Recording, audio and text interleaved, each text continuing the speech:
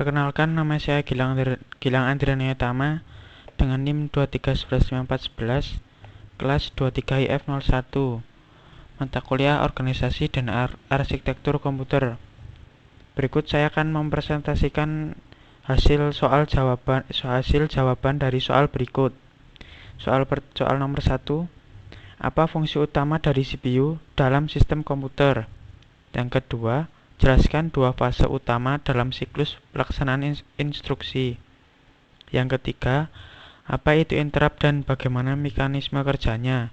Yang keempat, sebutkan 3 jenis bus dalam sistem interkoneksi dan fungsinya. Jawaban: 1.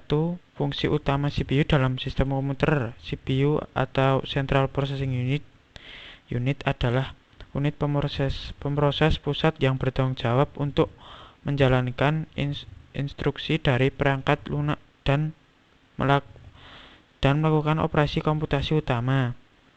Fungsi utamanya adalah yang pertama, mengolah data dan menjalankan instruksi dari program. Yang kedua, mengontrol operasi dari semua komponen lain dalam sistem komputer.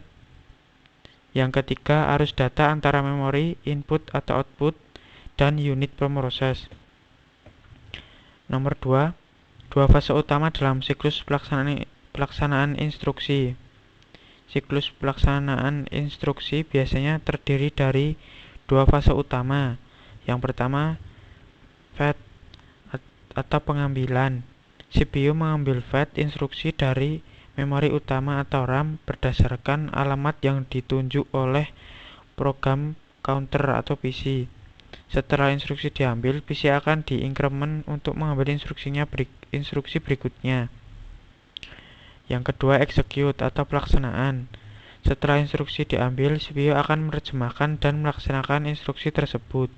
Ini bisa melibatkan operasi aritmatika atau logika, pengiriman data ke perangkat input atau output, atau manipulasi data di memori.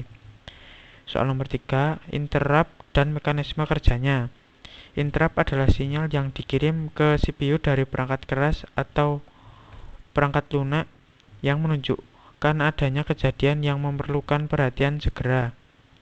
Mekanisme kerjanya adalah sebagai berikut. Yang pertama, ketika interrupt terjadi, CPU akan menghentikan sementara eksekusi instruksi yang sedang berjalan.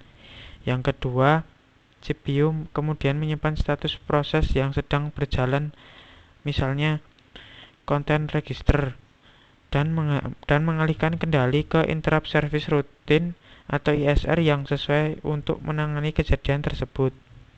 Yang ketiga, setelah interrupt selesai ditangani, CPU akan melanjutkan eksekusi instruksi dari titik sebelumnya. Jawaban soal nomor 4, 3 jenis bus dalam sistem interkoneksi dan fungsinya. Yang pertama, address bus digunakan untuk mentransfer alamat memori dari CPU ke memori utama atau perangkat I/O sehingga CPU dapat mengakses data di lokasi tertentu. Alamat ini menentukan di mana data akan dibaca atau ditulis. Yang kedua, data bus digunakan untuk mentransfer data antara CPU, memori, dan perangkat I/O. Data bus adalah jalur fisik tempat data bergerak dari satu komponen ke komponen lainnya. Yang ketiga, ada control bus digunakan untuk mengirim sinyal kontrol dan sinyal status antara CPU dan komponen lainnya. Control bus memastikan bahwa semua komponen beroperasi sesuai dengan instruksi dan kondisi sistem. Sekian dari saya, terima kasih.